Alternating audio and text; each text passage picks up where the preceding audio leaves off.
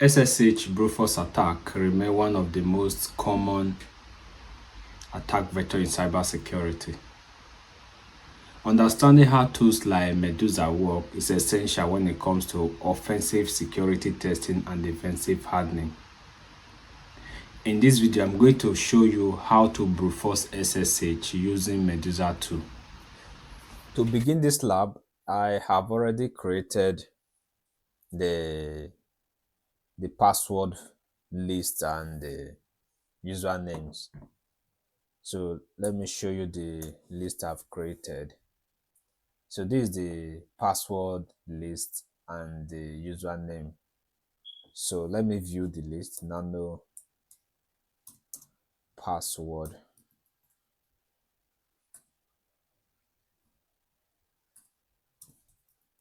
Password.txt. So this is the list I created. Let me also show you the one or usernames. Usernames.txt. Okay, you can see the list of usernames as well. But in real world, in real attack, you are going to make use of a large word list like the rockyou.txt file, which has over 10,000 vulnerable password. So that's what you're going to use in a real world attack. But in this lab, I'm just using the password list and the username I created. Okay, so before you can be able to hack any network, you make sure that you are in the you are currently in the same network you are going to hack. How do you do that? You first of all check your IP address and you ensure the IP address of the attackers and the victim's machine tally with your own IP address. Let me check my own IP address. For now, this is my IP address. This is my IP address. So I will be attacking this machine, which is Metasploitable machine, this particular machine. So this is the IP address of this machine. This is the IP address. But in real world, you assume that, let's assume we don't know that IP address. So for now, let's search for, let's discover the IP address. Okay. So to discover the IP address, you simply type, you use mmap or you use the net discover. But in this lab, let me just use mmap.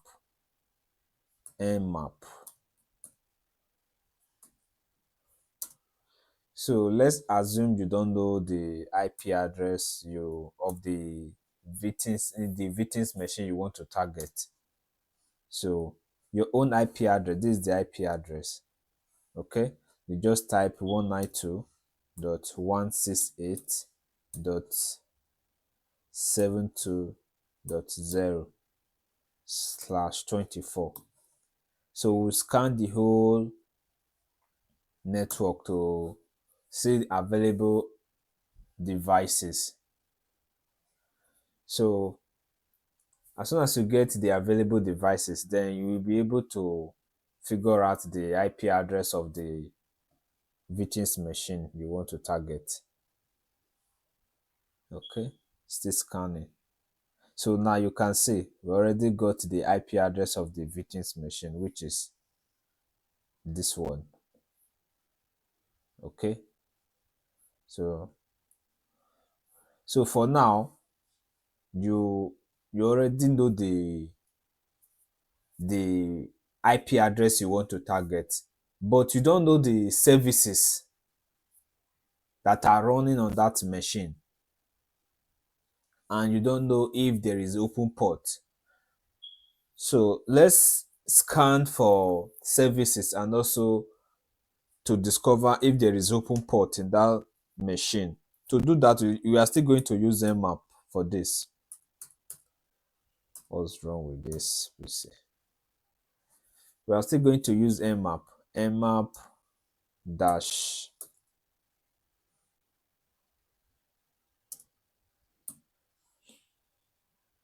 sv 192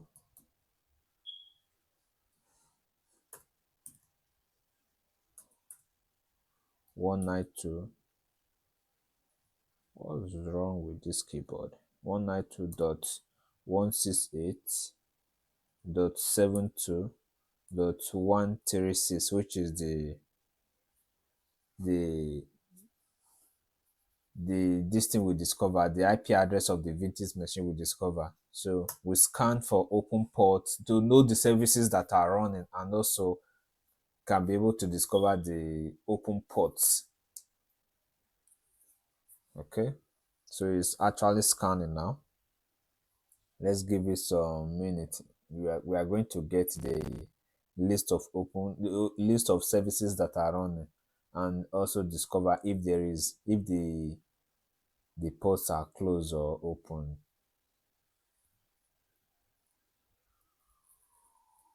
Now you can see we have list of services that are running. We have FTP, SSH, Telnet, SNTP. We have a lot of them. We also have MySQL, Postgre as well.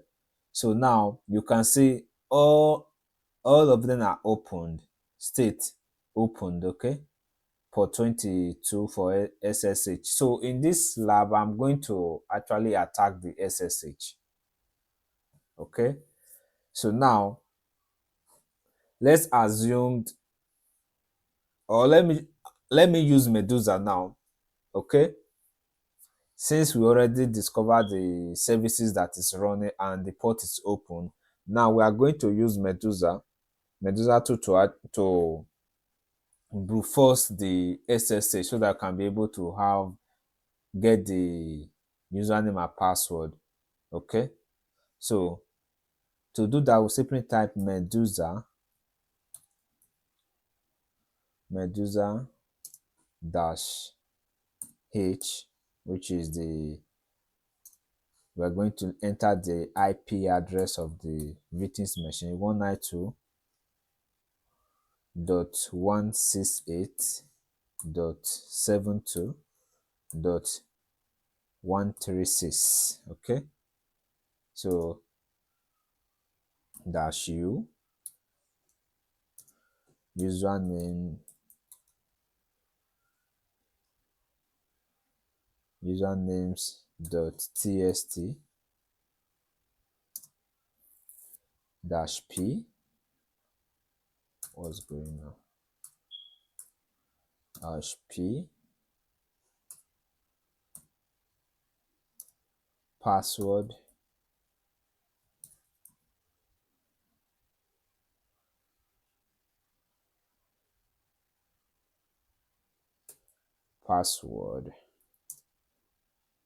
.txt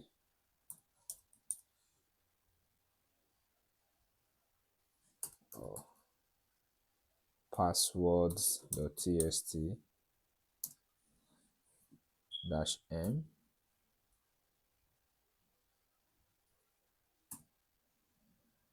dash m, then SSH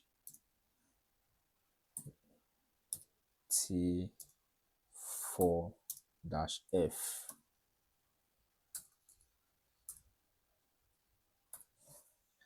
Okay, this is the command we are going to use to actually to brute force the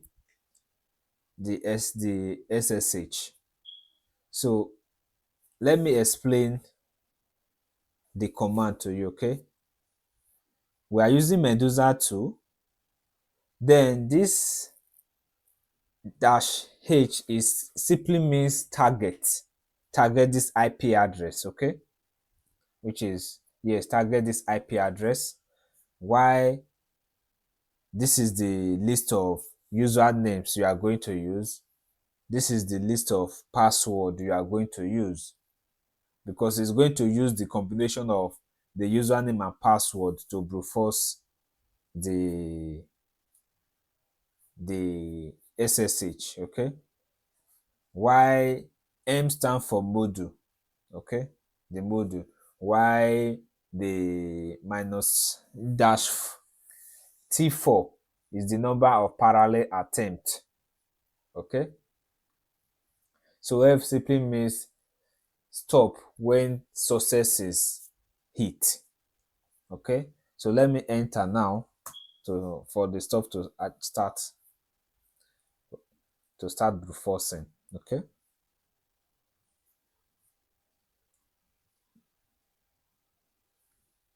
Yeah, it's working now, you can see.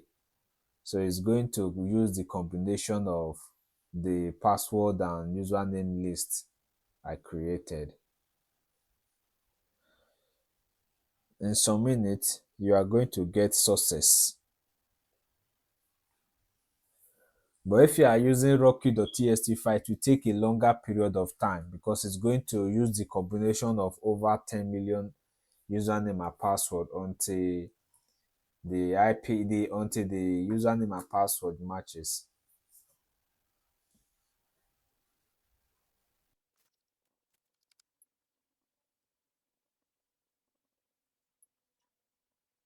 See, you can see the success is hit now. You can see the password and the username, okay. So we are going to use this to log in to the SSH now. So let's log in using that credentials now. So SSH, the username msf admin at the IP address 192.168. Okay. Yeah.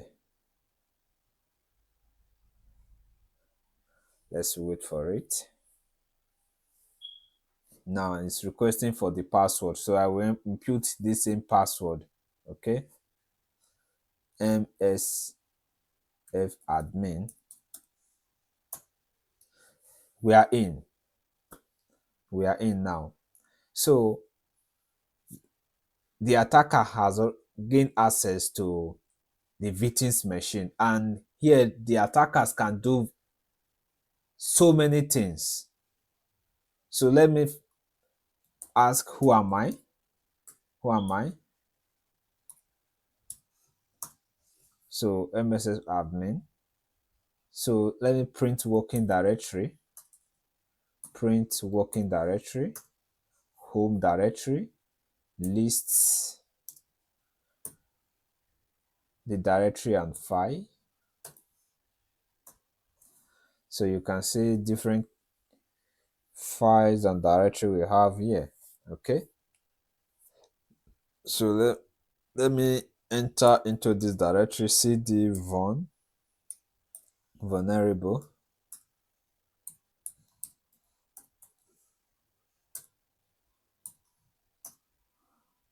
ls. So you can see what we have here, my sql-ssl, samba, tikiwiki, okay. So attackers can actually download all these files if you have sensitive data here, and they can also upload some files, okay. Take for instance, they gain access to your device. This is how they are going to introduce malware into your system. They will upload some malware file and then execute those files, corrupt the whole system for you. So let me just show you how they can actually upload file to your device. Let me exit. So let me check files that I have here. So you can see I have my backdoor.py, payload.sh. I also have reverse share.py, scanner.py, .py. So let me try to upload those files. Let me try and upload those files now to see if it will be successful. So scp, then let me reverse share .py, payload .sh, network scanner .py, my backdoor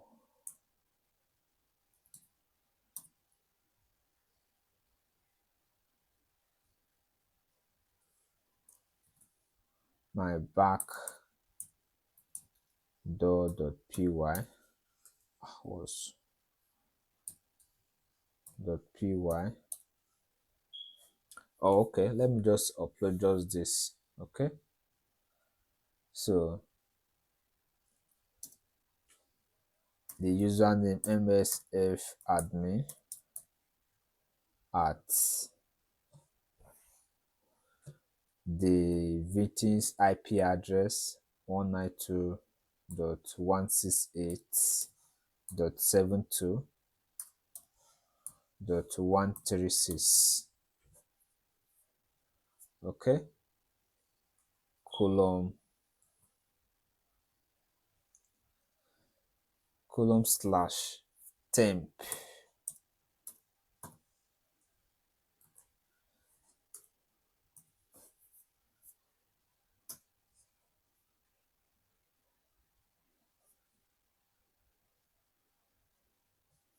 Let's wait for the file to successfully upload to.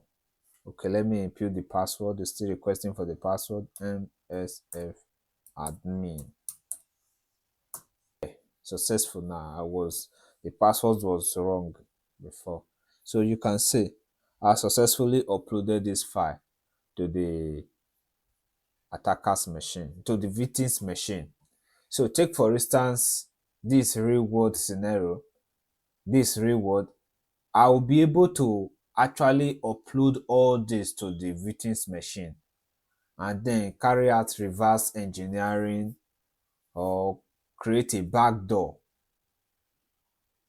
So you have to protect your device. Okay, one way to actually protect your own device is to use a strong password. You use long password, make sure it's complex. You use the uppercase and lowercase number and special characters. Make sure it's more than 12 character length. Okay, so you also disable password entirely, password authentication entirely. Use SSH key only. Okay, block IP address after failed attempt. You limit the connection attempt per minute. Okay,